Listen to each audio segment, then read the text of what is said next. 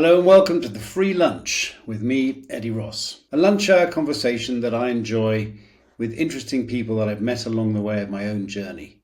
Creative thinkers and leaders. I hope you're going to enjoy listening to them as much as I enjoy talking to them. Today we're joined by Larraine Solomon, somebody I've known for 7 or 8 years and always be super impressed with her skills and knowledge and everything to do with change, internal communication, managing people and leadership in general. Let's start and see what Larraine has got to tell us this lunchtime. Hi Eddie, nice to be here. Thanks for inviting me. Yeah, no, this is very exciting. The first edition of the free lunch. And I think you were asking me whether that means you get a free lunch. That's true, because I feel like I'm going to work hard for my lunch. So I feel like I should expect a Deliveroo at the door at some point I'm today. afraid the bad news is there is no such thing as a free lunch. So yes, you'll I have thought to you were work for going to it. say But I'll be very happy to that. invite you for lunch as soon as you come visit me in Madrid. Okay, it's a deal. Fantastic. All right, so Lorraine, you and I have known each other for amazingly something like 8 years when we first worked together in Monster. And just tell me a little bit about yourself, kind of how you got to where you are and what you're doing now.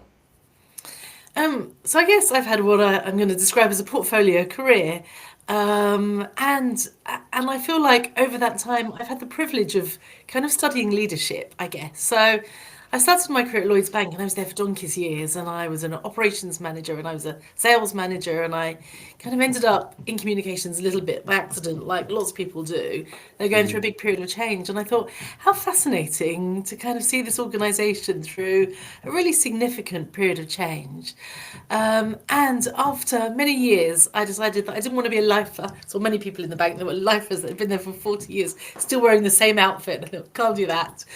So I left and I joined HMRC. And I joined them because I was quite interested I've always been interested in politics. Hmm. But also I thought it'd be a very different culture, very different organisation. And when I first started, I went through the typical change curve, I guess. So when I started, I thought this is great and I'm going to learn loads. And after about 6 weeks, I thought, what on earth have I done? Because it was a very different context, very different organisation. I didn't understand how to get things done, how to make things happen. But when I went and I spent my time in a posh office on Parliament Square, but then I went out to see real people that worked in the organisation and figured that people were people. Yeah, And they had the same hopes and aspirations and dreams and fears that you and I have and the people at Lloyds Bank had. And yeah. that was quite an interesting lesson. And after that, I've worked in many different organisations. So I've worked in pharmaceutical, I've worked in life sciences, I've worked in media, lots in financial services, I've worked in engineering, and others, both kind of in-house and freelance recruitment, in-house and freelance. And I've seen lots of different leaders, and that's Hmm. probably been the most fascinating bit of my career. Has been kind of studying leaders, the good, the bad, and the ugly. Yeah, I no, guess. that's super interesting. And I think what you were saying about the context, I do think context is incredibly important, right? So you went into HMRC and you context changed and you thought, oh, this is different. But then you also kind of that realization that actually we're all people and most organizations have very similar kinds of challenges and problems. That was that's a point I make in my book, was my free lunch, which is part of the reason why we're here today, really kind of sort of picking up on some of the themes of that. So I think what you're saying about leaders and some of the leaders that you've watched. So can you give me a couple of examples of people that particularly stick out to you? Maybe you don't have to name them, but in terms of what you saw somebody do that you loved, and then maybe something you saw that some you didn't love so much. So I think one of my general observations of leaders, which you kind of point out in your book, and I'm sure is true in many organisations, is that I think probably 80% of leaders that I come across have been good technically in their past. So they really know their job. A lot of them have been very clever, very technical, and they've been promoted and they've had the title manager or leader, kind of put Right. behind before their title. But actually, they've had no experience of being a manager or a leader. They've just kind of got it in their title, and they don't really know how to cope. One of the things I think I've seen a lot, which is kind of true for me, which I probably see it because I realised that when I was a junior manager, I probably suffered the same trait, has been to think I can do it better, and therefore I want to micromanage, kind of what everyone does because I'm experienced and I can do the job slightly better than them. And I've seen leaders, kind of taking the monkey almost and kind of rewriting papers and kind of pouring all over what colleagues do in the organisation and thinking I can do it slightly better. And I've been there and I've done it and I've worn that t-shirt many years ago in my Yeah. career. Um, and then the employee doesn't own up owning the piece of work. Actually, the leader's the person that stays there till 10 o'clock at night, That's right. doing everyone's work for them. And I think you bring this out in the book. No, Whereas the absolutely. employees in the pub, having a good Absolutely, time. that I think that's so interesting that when the because people do that, they pass the work up to their boss, and they do it subconsciously. They don't Yeah, necessarily do it on purpose, but they go to the boss and they say, "Oh, I've nearly finished the report. Here it is. It's 95% there. Just need you to check it." And then, of course, the boss, the ego kicks in. Yeah, right, definitely. I'm yeah, the boss. I need to. That's correct. yeah, And then what happens is that the boss is left with a report on their desk, yeah. and that's another to do on their list. Yeah. Whereas, as you say, the actual person who should be doing it goes to the pub. On the other hand, it does take. You were talking about that kind of slight control freakism when people micromanage people. I think that comes from fear, doesn't it, to a certain extent, and Fear a sense of and accountability. yes, and not knowing how to delegate or not being able to delegate in the right way, because I've seen the same trait in town halls Mm. where there's a town hall and the leader gives their speech with their slides and then kind of opens it up for questions, and employee will put up their hand and say this doesn't work and this doesn't work and this doesn't work, and the leader diligently kind of writes this list of things that they're going to fix, Right. and comes back with kind of a very tactical list of things that they need to then take away and fix. Whereas actually, I feel like good leaders find a different way of doing it. In Yeah. contrast, I guess, I remember working for a leader once, and he was completely the other way around. So people would come to him, even the senior team that I was part of would come to him and say, "Hey, boss, we've got a problem," and he'd say, "I understand the problem. Go and fix it. That's what I pay you for." And he'd say, "If you're really, really stuck and you really have no other options, come back. But you find the solution, and I've got your back. So whatever Yeah. you decide, I'll back you, Well, that's and you what go into Ronald it." Heifetz calls giving the work back, and Absolutely. and I do think that's incredibly powerful. Yes. And people are quite scared sometimes of that. It's like, but you haven't told me what to do, and that's exactly the point. And some of Um, the leaders are scared too because if you think about it, if you're in control, at least you're going to make a mess of it. But you trust people to do it, and then if they don't do it properly, and so that on the other hand, it's kind of the opposite of a vicious circle. If you actually do trust people and you show them that you're going to back them if things don't go 100%, because yeah, not everything does go 100%. yeah, But what I think is definitely true is that those people who are given that responsibility work very hard to try to make sure it goes well.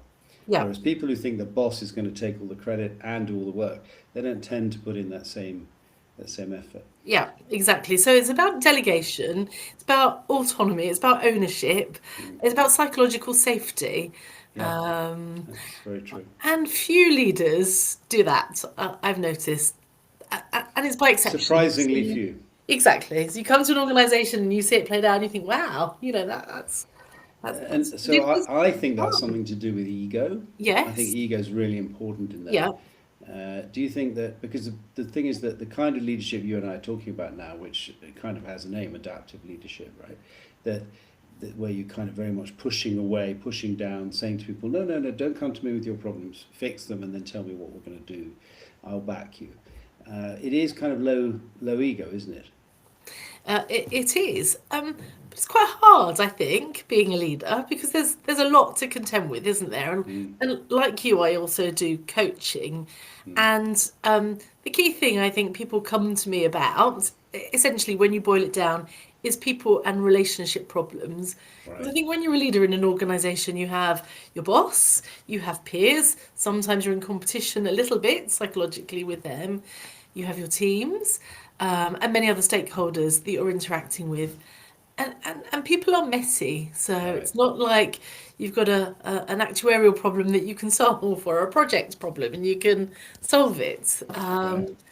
Actually 100%. I juggling this completely stuff agree is with you. not as The, easy as it sounds. messy solutions to complex problems. I love that expression, and that's often needed, especially with people things, which I think people they some certain types of more technical bosses they strive for that kind of wonderful solution that's going to get everything working. It's like, well, actually, you've got it right in front of you. It's just it's not wonderful. It's not perfect. It's just what there is and what you need to do. So Exactly. I've come across a lot of not leaders, I'm going to call them managers, and I think you've also kind of brought this out in your book, which is kind of paralysis by analysis, I right. call it. And whilst I feel you do have to have some data for many problems that you're trying to fix and an evidence base, I have also seen lots of leaders and managers pour so much over the data but they don't get things done because it's quite hard to kind of figure out what to do when it's a people related issue, particularly. But actually, I think that what you just mentioned then is at the heart of issues with change, right? Which is that so often the wonderful consulting company, who I won't name, will come in and do an incredible analysis of how the business can change if this changes and that changes. And everyone's like, yeah, fantastic, we're going to make 100% more money, whatever it is. And then it doesn't happen the way that people are expecting. And nearly always it's because they've kind of forgotten the people, right? And that the people will stick a spanner in the works, even subconsciously. So I think that's that's so interesting. Just going back to what you were saying before, I feel also that even in kind of a sort of, shall we say, more tactical setting like a meeting, so often I've seen the senior guy come in to the meeting, ding, ding, ding, bring his team with him. They all sit down, and then the senior guy starts talking, and an hour later stops talking. The client is almost asleep as well, but the people he's brought with him are really struggling to stay awake because they don't feel like they have anything to say in this meeting, and they can't say anything because the boss is doing all the talking. Have you come across that? Oh, yes, very often, both in meetings with clients, and I've done a lot of stints internally as well. So often the big boss, he or she, will start and will give their views and give their updates. And really, when you look around the room, you just see the top of people's heads Right. as they're kind of scribbling down notes, kind of taking every detail. Um, and as a consequence, they're well informed, but their voice isn't heard. And so it's really one person making the decision and everyone else carrying out the instructions of that Absolutely. person. And I found that's more common than you think it is. Yeah, it's interesting. I mean, I must say, in the kind of, let's say, the environment of the agency coming in to present to a client, and when my first advertising agency, Saatchi and Saatchi, they had a very, very particular policy, which was that junior people presented. And this put us junior people under tremendous pressure. But when we went along to a client meeting, we had done a lot of preparation, so there wasn't going to be any surprises. The boss knew what was going to happen, but it was a bit of a show. So the boss would say, right, off you go then, and I would start talking, and then maybe they'd interrupt me, but it would be kind of planned, right? They'd say, where did you get that figure from, or why did you say this? And interestingly, it was like a psychological trick that the client felt like the senior person was almost on their team, and that was really powerful, right? Whereas if the boss is doing all the talking, the junior person can't say anything. They can't disagree with their boss or ask them where they got the figure.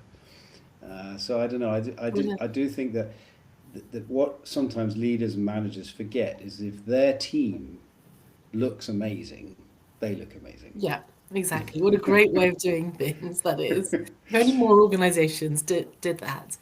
But I think, that's why our job is endlessly fascinating because, I feel you and I work in the people business and, Right. we can help people move in that direction and see the results. And once the light bulb goes on, things, you see a paradigm shift in the Yeah. way the organizations run, engagement within the organization. Yeah. And that's a remarkable privilege, actually, to be able to help organizations to do that. Yeah, it is exciting when one begins to see that things are really happening. What in terms of like communication, do you think in general when you look at how people do communication when they're doing change or just even managing a team, do you think people communicate enough? I guess that's a very kind of broad, general question. On the whole, probably not. You Mm. get good managers who do communicate, and again, it kind of depends on what people think about as communication. So, lots of times people feel that it's kind of a top-down message, Right. well crafted, with very nice pictures, and people can tick the box and say that they've communicated. But as we know, communication is much more of a two-way conversation, Mm-hmm. and kind of good organisations enable people to have that conversation. Some of it is face to face, kind of some of it is online. There's growing use of technology that I've seen in organisations where, kind of people can use apps a bit like X, or that kind of type of technology where people can crowdsource and have a conversation and Yeah. feel that they have a voice, even if it's not a face to face voice. I think that's Um, so true. Also, I think that personally, I feel like sometimes leaders and managers feel like their job is to kind of communicate when there's news, right? And actually, what people, in my experience, want is they just want to be a channel of open kind of chit chat. And isn't it weird how if the boss hasn't said anything for a couple of weeks, people start thinking there's a reason. yeah, and they make it Yeah. up. And they, It's and they will absolutely 2025. make it up. So that before we know it, there's the terrible rumor that so and so has been fired, and it's gone around the whole building, and it's completely baseless. And it's fascinating how that works. And of course, that Ex- drives bosses mad. But Exactly. if the boss stands up and says, well, there's actually nothing much to say, everything's just firing away as it should, isn't that great? It puts people's minds at ease, and they just get on with it. I've always felt that thing about a vacuum will always be filled by something if you Yeah, leave a vacuum of any yeah, type. yeah, exactly. I think that you're right. I mean, communication nowadays can be in lots of different forms, lots of different channels and stuff, but it needs to be natural and authentic and interesting, right? Not just kind of set pieces. One of the things that I liked in your book is the concept of sacred spaces, Hmm. because I think that managers often have good meetings with their people about a project, where they're poring over a spreadsheet, a piece of work, to work out how to deliver it more effectively and to look at milestones, and that's great and an essential business skill. But I think also you need to spend some time with people, understanding them, because people Right. work for their managers, their bosses, not just their paycheck. And they're If you people. have that good, and they're people, so if you have that great connection with your Yeah. boss, if your boss is really interested in you, that makes a huge difference to the way that people feel about coming to work and what they do. Sometimes it's interesting because when I'm in client offices, I watch interactions in the corridor, and a boss will walk past someone and say, "Hi, how you doing?" And before that person has had the opportunity to say, "I'm okay" or "I'm not okay," they've wandered off. And I often think to myself, why did you ask that question? You kind of ask it just because it kind of trips off the tongue. Right. But if you're not interested in hearing what the answer is, then don't ask the question. Yeah. On the flip side, I've also heard good leaders say, "Hi Eddie, how are you? How's your kids?" Yeah. And I've heard people say, "Gosh, he or she remembered my name and Right. remembered that I had kids. That's great." And that makes them feel part of the organisation, a sense of belonging, Yeah. and that has a Absolutely. completely different And I impact. think sometimes leaders don't understand that power that they have, which is, I also in the book I call it the power of leaders, right? Yeah, So that when I always remember, in fact, I didn't mention this in the book, I probably should have done, but I always remember going to, I think it was our Finnish office from when I worked in Amadeus and we were in Madrid. And, of course, in the head office, we would see the CEO booting around, doing things, whatever, heading off for a game of golf. I mean, he was part of our everyday lives. But for people who are spread around the world, if he came to visit the office, it was something quite extraordinary. And I actually remember he was a very charismatic guy, and a lot of people were very kind of like moved by him. And I remember being in our Finnish office, and there was a lady, and she had a picture of him in a frame on her desk. And it really struck me like, wow, look at that. She's got a mm, picture of yeah, Jose on her desk. yes, yeah, And sometimes in people, there would be some leaders who would go to our far-flung offices wherever they were, and they would stop and they would chat, and they would build a little bit of time in to meet people and shake their hands. And for those people, I think that little 10 minutes was more important than anything Yeah. that happened to them for months. Yeah. Absolutely. And other people just fly in, have the meeting, and dash Yeah, off that's again. right. Don't ever see the people, and Right. people want to feel, that they're interested. And good leaders really are genuinely interested in people. I think that's Years very ago, when I true. worked for Lloyds Bank, actually, there was a senior leader, and she used to wear sort of neck scarf, like coloured neck scarves, often. And gradually, you see people in the offices wearing these kind of nice neck scarves because she obviously has an impression on them, and they obviously wanted to be like her. And she was a very nice, genuine person. And I found it incredible how her influence permeated across That's the extremely organisation interesting. in Yeah. many So she different was ways. genuinely an influencer. Yes, yes. I It's mean, you find that externally, don't you? So-called celebrities or right. influencers, kind of influence what people say and do and wear. The same can happen in an organisation. Yeah. No, I think that's fascinating. And obviously that was somebody respected, because otherwise people would have felt like embarrassed to be kind of copying that person. And Yeah, that shows that's yeah, very interesting. yeah. Really Well, interesting. it's imitation's a serious form of flattery, right? Yeah. Um, the Also, I think the idea of what was I going to say? I've lost my train of thought there. When we were talking about people and We talked a bit about change, didn't we? right, And I always find change interesting because most organisations that I've worked in are going through periods of change. Some, kind of fairly big periods of transformation often. yeah, the whole time, as far as Yeah, I the can whole be told. time, usually. And there's a kind of a sense, or people always say, change is bad. People don't like change and wonder how people are going to receive whatever change is coming up. But it's interesting, isn't it? Because when you think about outside of work, people change all the time. People Hmm. change big things like their jobs and their houses and their partners sometimes. So people change Do you quite think that's significantly. because they are changing it rather than being changed by I someone think else? you're absolutely right. And then I always think, so how do you create the conditions within an organisation where people feel that they're part of the change, Hmm. and they're changing it rather Yeah, than being done to and being changed. And sometimes it's the small things that can make a big difference. When people feel they're part of the solution, yeah, then you have a different way of working than if people feel that they're being done to. yeah. I would argue that certainly, kind of, when you think about all the things that are happening, I don't know what it is, remote working or AI coming in on everybody's desktop, etc., etc., that it's like constant change, and that people have to deal with that constant change. And some things they embrace quite easily without too much fuss, and other things they feel more kind of, this is a threat to me, or this is a problem. But I personally think there's a difference between, shall we say, change and dealing with change and what you might call a transformation. Do you find that as well in your work?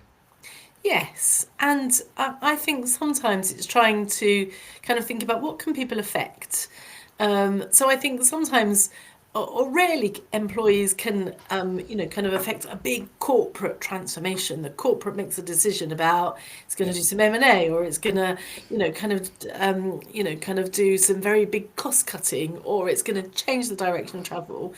But often when it comes to your team, then you can start to think about, okay, well, how can my team influence that change? What will it mean for us? Right.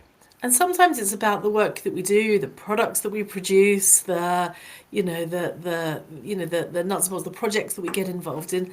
Sometimes it's really small things that can make a difference. So I was once involved in an office transformation. Actually, it was an office move.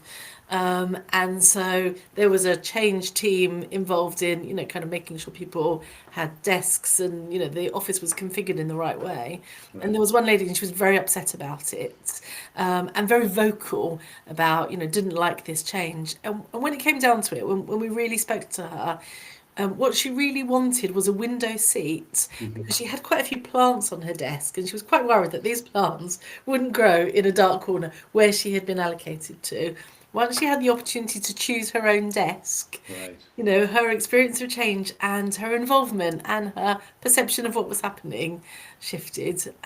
And sometimes it's about Because in the end, it's small things. deeply personal, isn't it? I mean, Exactly. it's a bit like when you vote in an election, in a national election, everybody, there's this kind of, oh, the national good and we should do this and be good. But in the end, it's like, well, I'm going to vote for that guy because he's going to do something to my taxes, or he's going to get rid of the school next door that I don't like, or whatever it is. It's very often a personal decision, I think. And I think sometimes people forget that in these change environments when everything's changing. I think also, I don't know if you agree, but I think there's something very interesting about the relationship between change and grief. Because if you think about grief, when you lose somebody or something that you really value, it is essentially illogical that you feel so terrible because that person is gone, right? That person's gone, so, well, we can move on with our life. Because one of the things about it is you can't do anything, you can't bring them back, right? And I think this happens in change as well, which is that people can rationally kind of accept, okay, I can see we were losing money, I can see that this office doesn't make sense anymore, but I love coming here every day. And they suffer grief from the fact that they just wish it was like it used to be. And that isn't something especially rational, but it's real. And so the companies sometimes have to take that into account. Yeah, certainly, and particularly so when it's about when people's jobs are impacted, because I found even when people stay with the organisation, if colleagues have left and have left sometimes fairly suddenly because their jobs have been impacted, you grieve that person almost Right. like you would grieve someone who's died, because they Absolutely. are no longer part of your world, your life, your day-to-day conversation. And as you say, the organisation has a tendency to move on because they have to, and they have to achieve their business goals. But actually, you do need to take into account, from a people perspective, the impact that kind of stuff has day to day. Yeah, absolutely. I think the other thing that I think that quite often companies don't do very well, and I'd love your experience with this, and actually you and I worked on something together on this, and I think we didn't do too badly, which is that generating a cascade of information. I think there's that thing that there's two people that an employee wants to hear from. They want to hear from the big guy or big person in charge, and how is what's the big message that everybody's hearing, and that needs to be good. And but a lot of companies do that very well. But they also want to be able to go to their boss and to say, hey, what did you think about that? And it's a horrible feeling when the boss says, well, I don't know, I've got the same information as you. What you want is them to have something else and to be able to make you feel comfortable that the thing really flows down through the organisation. And I feel a lot of companies don't get that bit so right.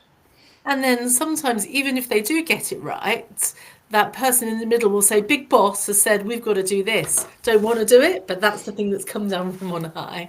Right. So sometimes it's about, how do you get people to buy in to that diktat, that piece of information, that piece of communication, and how do you get then employees to have a share of voice so they feel that they can make it work, make it real for them, and they own it, rather than it's something that's down coming from on high.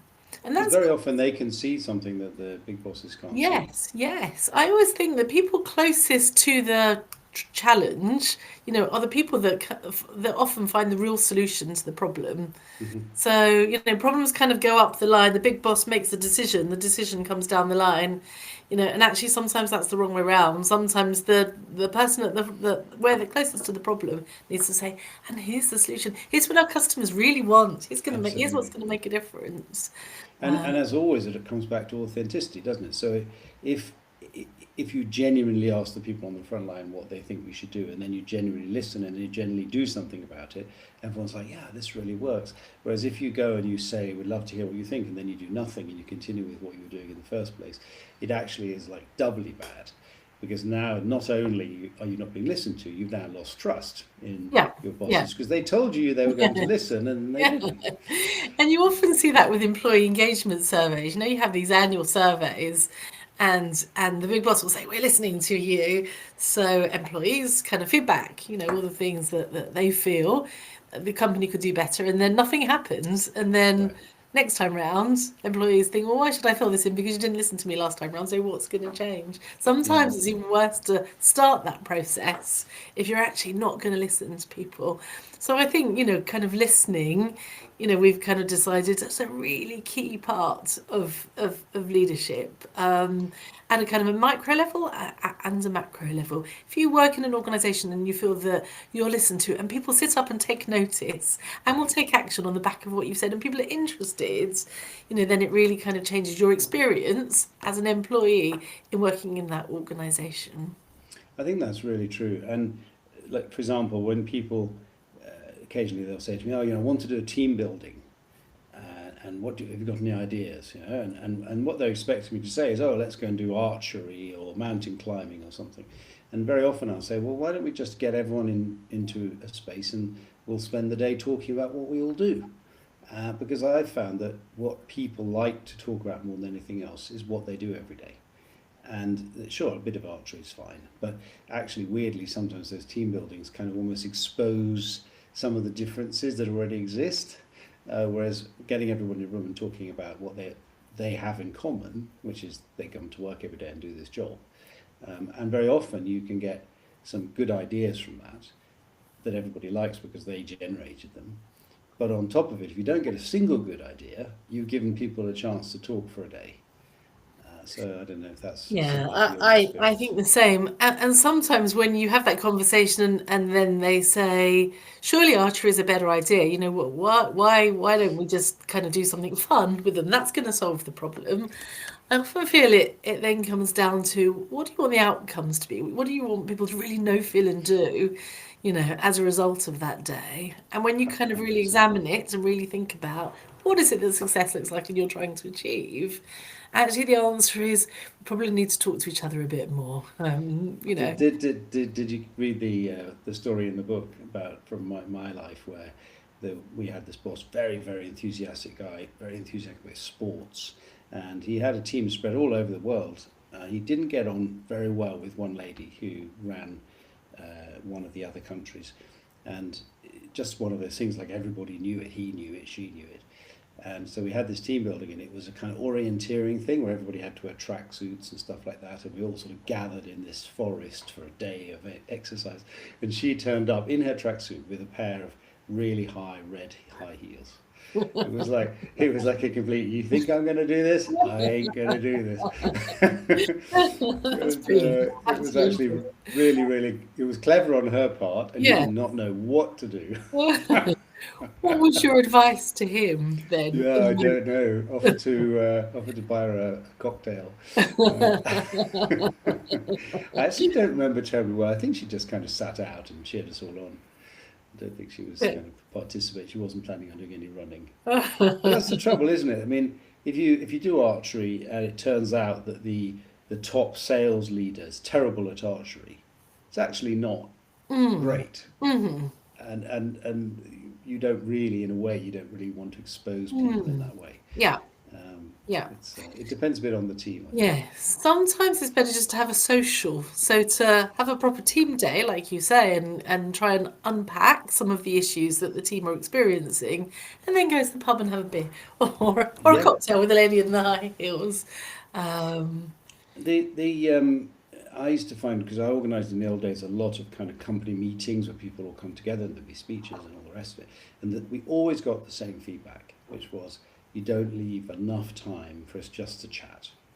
And of course, it comes back again to the sort of technical point, the data analyst point, which is the big boss would say, that whole hour is wasted, because we could be doing 3 presentations of the new products in that hour.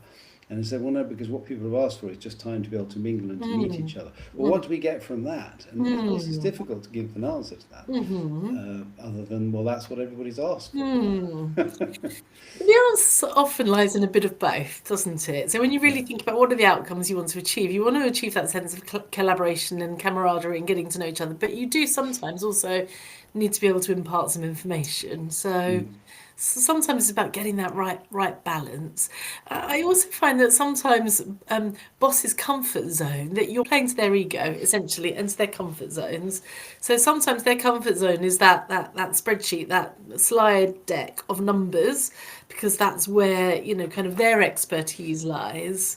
And again, it's how do you get that balance right? So I worked for this guy years ago. He was a very good leader, actually, in that he really listened to people. Uh-huh. He was a very clever guy, scientist, very, very clever guy, and felt very comfortable with spreadsheets of numbers and lots of technical information.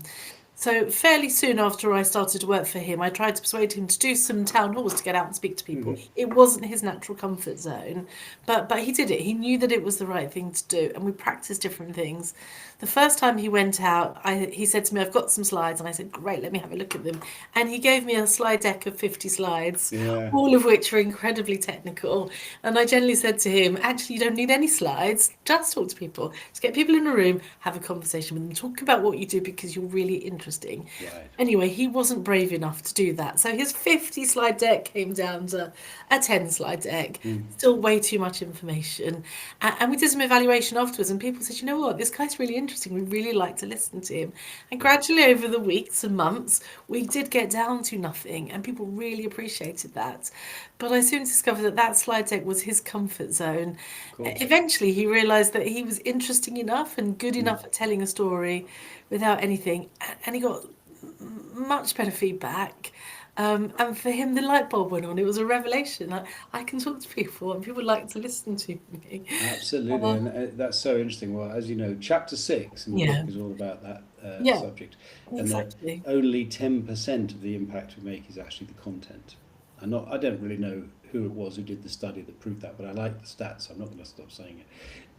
And then the other 90% is made up of basically your competence and your ability to actually manage the room and do things and speak up and all the rest of it, and your charisma, which of course people often feel that can't be worked on.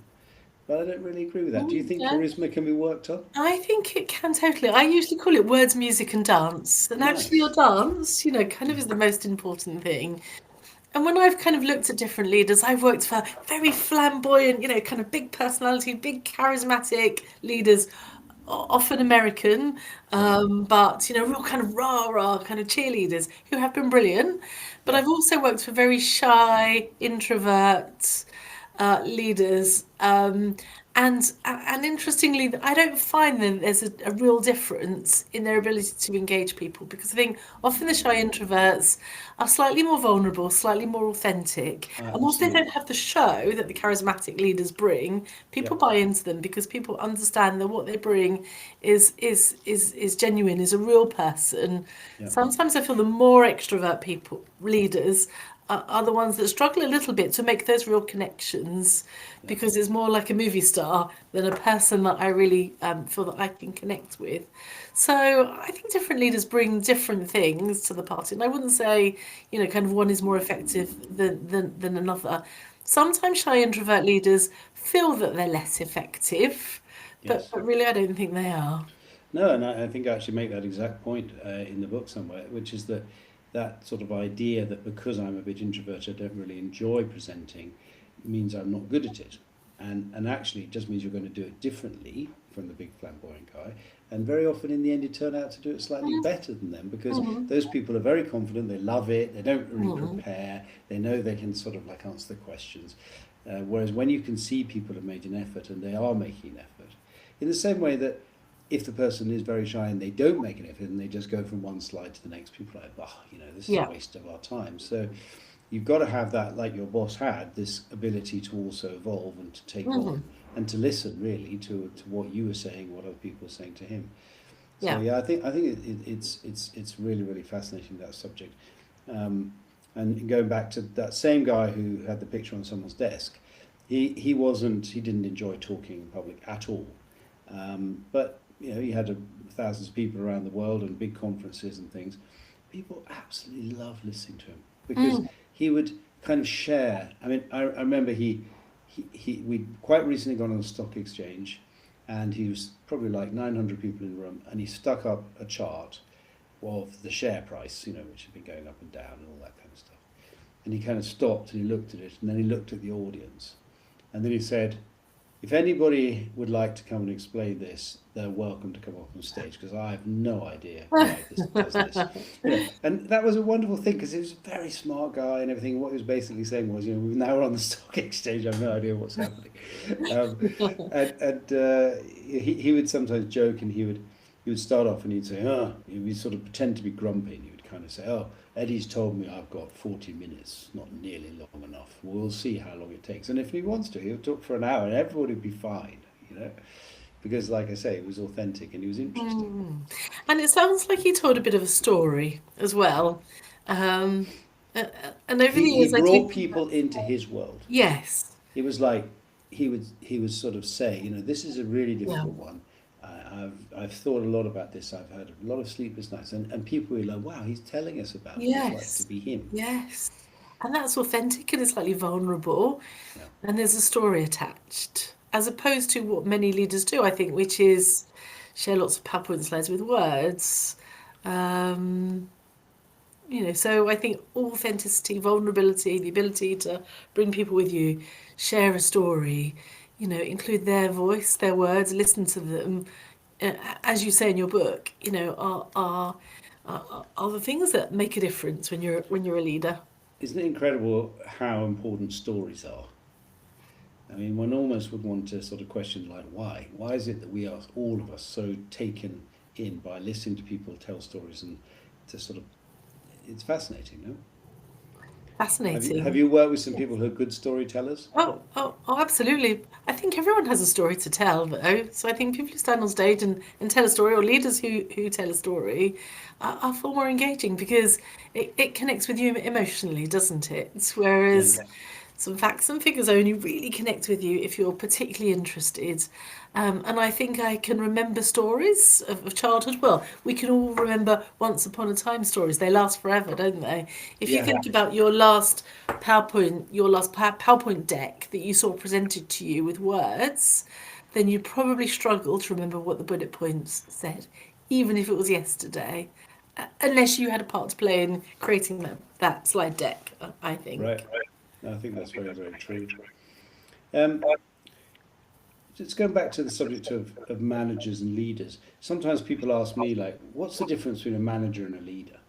Do you have your own particular way that you kind of would answer that question if somebody's asking you that? I do. I think you probably said that as well in the book. I think leaders do the right thing and managers do things right, as the fairly cliched expression go. But it's true, isn't Still it? good. So I've worked for lots of managers. It's Peter Drucker. He's also the one who said the culture eats Strategy strategy for for breakfast, breakfast, which isn't is another it? thing that we both love that. Yes. But it's true. I've worked for lots of managers who are very conscientious, very good at ticking the boxes.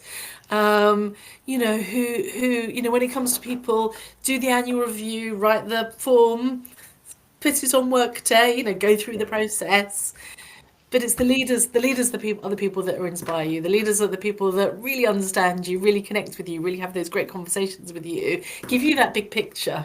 Kind of give you that sense of purpose, give you that psychological safety, give you that kind of sense of autonomy, so you feel that you can kind of do your best work and that you learn and you're challenged every Right. day. And it's a real difference. It's not just a title. I think often people can have leader in their title. I think they're a manager, and vice versa. Yeah. Sometimes people have no title, and I think The you're a thing is leader. also it's linked to what they do, right? Because essentially a great leader, it's about an emotional connection. And the best leaders don't have the answer necessarily, because if their job is to decide where we should invest the money, which markets we should go into, what the competition are going to do, well, nobody knows that. Nobody has any idea what's actually going to happen. So we need to have this faith and confidence and trust in this leader and emotionally believe in them. I think he's or she is really, knows what they're doing. I'm going to follow them, right?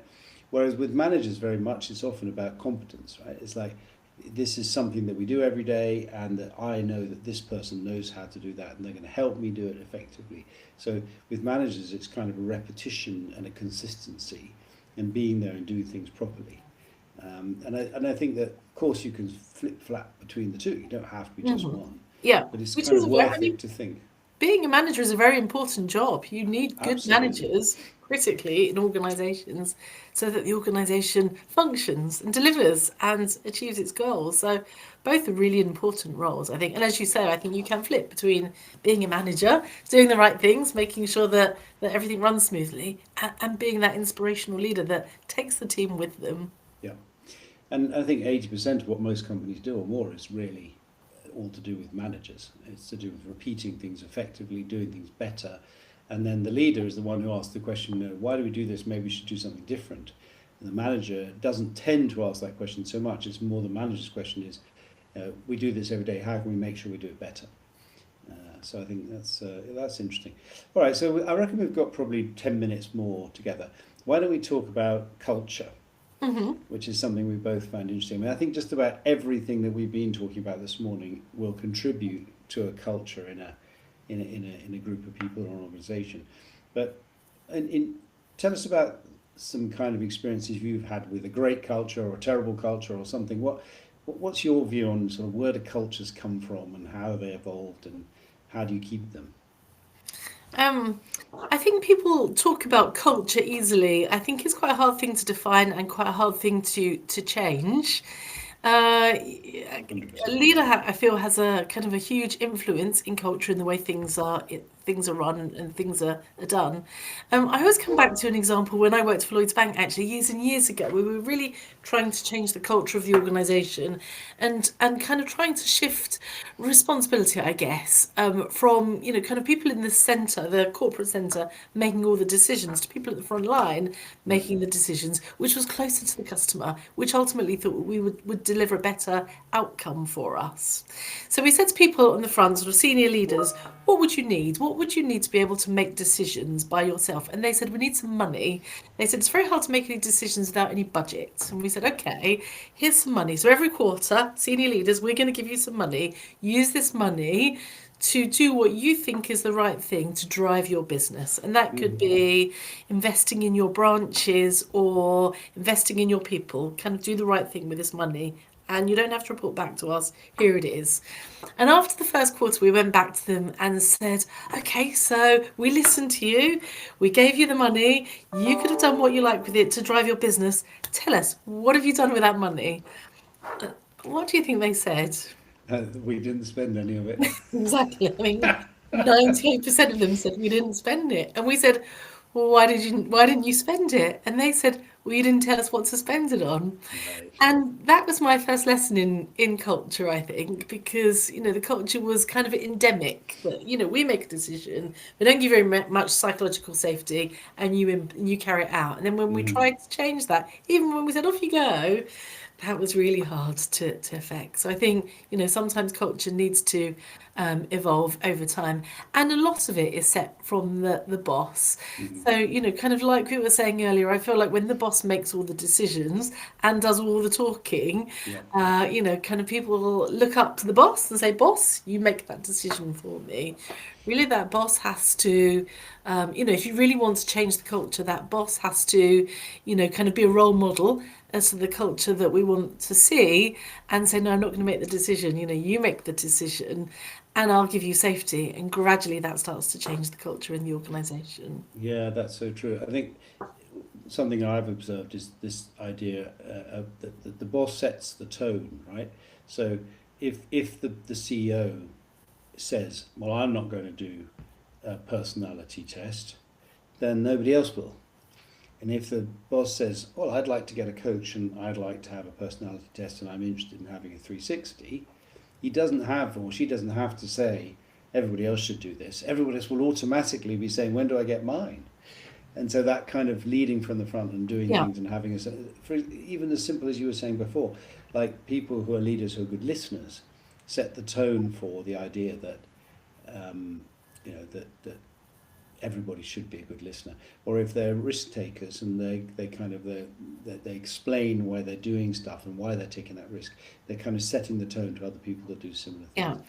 And technology is an interesting one, I'm finding when I go into organisations, because I find that, some leaders are very tech savvy and are innovators and are keen to jump on the next, kind of tech innovation and give it a go. And then I find other people do the same. Many organisations which are more traditional, more risk adverse, I guess, in their approach. The leaders don't do that, Therefore, you get a kind of a small number of people in the IT division who will do Yeah. that and say, "Hey, look at this," and everyone will say, "That's not for us. We don't work like that here." And that's going to be interesting, I think, over the next few months and years as, AI becomes more prevalent in organizations. And I think that will make a real difference between kind of winners and losers in Right. this brave new world that we're entering into. Maybe we should just quickly talk about AI, seeing as every single podcast, every single conversation, every single LinkedIn post that I see has something to do with AI these days. Are you experiencing firsthand any kind of um, impact of AI in the places you've been working or anything like that? Yes, specific. Yes, in terms of specific. So I've seen organisations, for example, kind of are much better at writing letters to customers using technology and kind of Mm. responding to customers using technology. And so gradually, kind of AI is creeping in. Lots of people use Copilot. Right. It's kind of fantastic for, kind of recording meetings and kind of bringing out the action points. So small things, but to me that's kind of almost tinkering around the edges and it's not transformational. I think there are some brave organisations who are using it to be transformational. Mm. That's a bigger risk, and I still think that they're having to take employees on the journey with them, Right. and it's going to be very interesting over the next month to see whether, from a business outcomes point of view, that helps them to achieve competitive advantage. I haven't seen that as much as I thought I would yet, Yeah. but it's early days, I think. It's it's interesting. So if you kind of think about the graph of the different skills and capabilities of different people in any team, and it seems to me that one of the things about AI is it's like a leveler, right?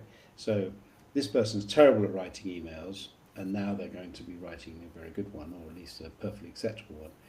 And this person's wonderful at it, but AI is going to probably bring them down, and they're going to get some of that sort of more sort of florid vocabulary out and whatever. And I think that there are going to be certain people who find being constantly kind of AI'd that they're not going to enjoy it. Hmm.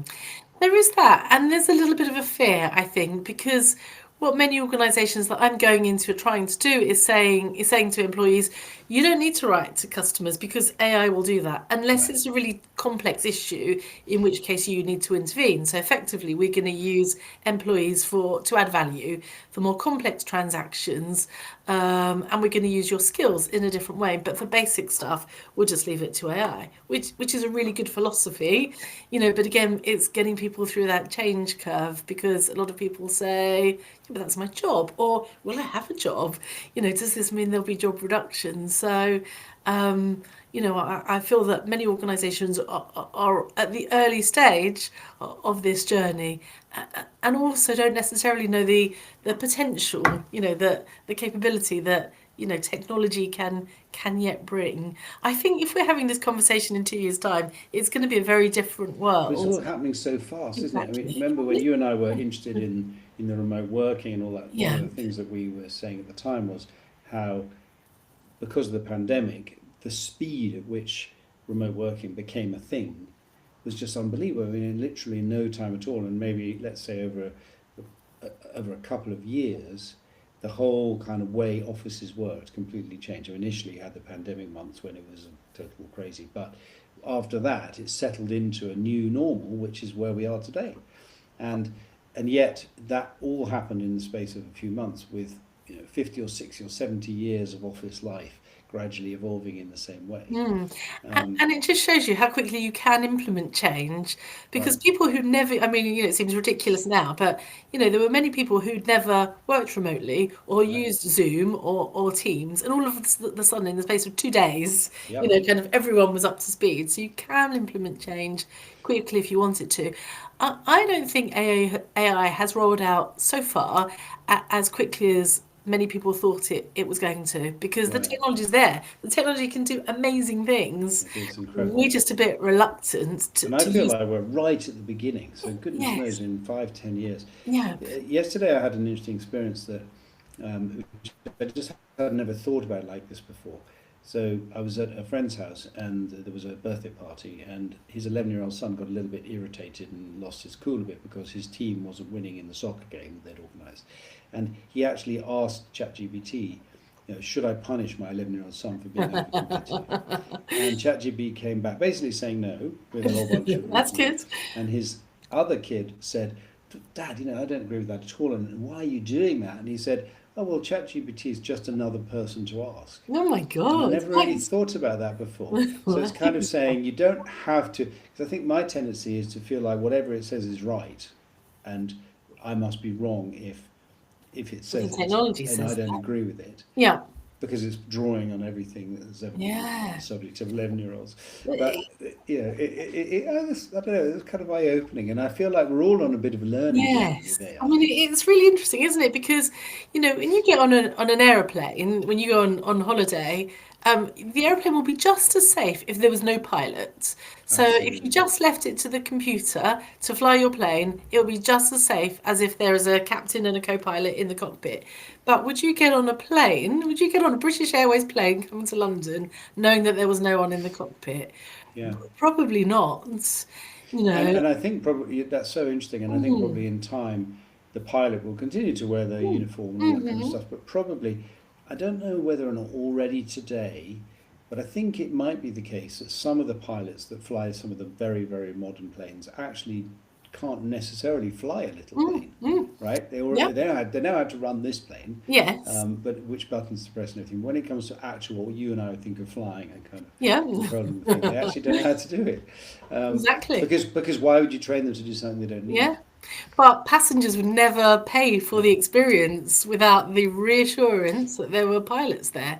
It's so You know. interesting. I wonder if when driverless cars become real, which is in my view a when, not an if. I mean, it might take a long time, but it will happen.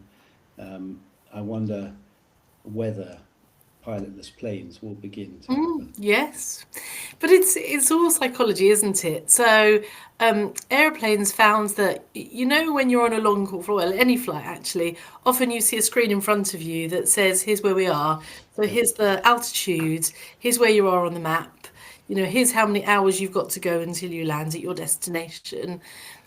Airlines found a greater sense of satisfaction and confidence when people had that screen in front of them. Right. Now, whatever that screen says, as passengers, you and I can't affect it. Mm-hmm. So it doesn't really matter what that screen says. We can do nothing, Yeah. to control that plane. But people felt that they had a sense of ownership and reassurance.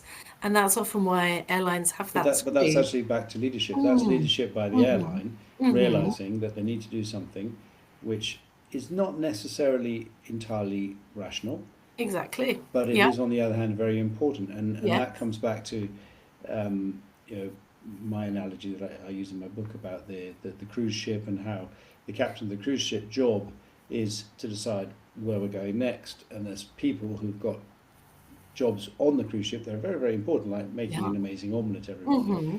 But another part of the captain's job is for that guy who makes the omelette to know where the ship's going. Hmm. Yeah. Because waking up every day and making omelettes, not knowing where you are in the world, Yeah. makes people unhappy. Yes. And that's an Exactly. interesting Uh, thing. But often we're coming back to the kind of leadership, when we kind of started at the beginning, we spoke about, kind of leaders and managers, and often, kind of leaders not doing a leadership job, but kind of moving down, to do the job of a manager. Right. Can you imagine if that ship captain came down to the restaurant and said, actually, I can make quite a good omelette, leave it Right. to me. But leaders do that in organisations. They come off their role, which is really to kind of create vision and inspire people, They and forget they that say their job is to be the leader. exactly. So actually, I want to make the omelette, and Exactly. often they do that. I It have found is. more often than you think. I know it's fascinating. Well, look, I think we should draw the conversation to close, because I know you've got to move on and do other Yeah. things today. Hmm. It's been absolutely fantastic talking to you, which is not a surprise, Lorraine, because I love chatting to you. You too, Eddie. I always enjoy your insights and your thoughts, and I hope we can do this again soon. That would be really good. And I look forward to I think my well-earned lunch now when I come to Madrid with I'll you. send you some luncheon vouchers. Maybe that's something I should give away with my book. Excellent.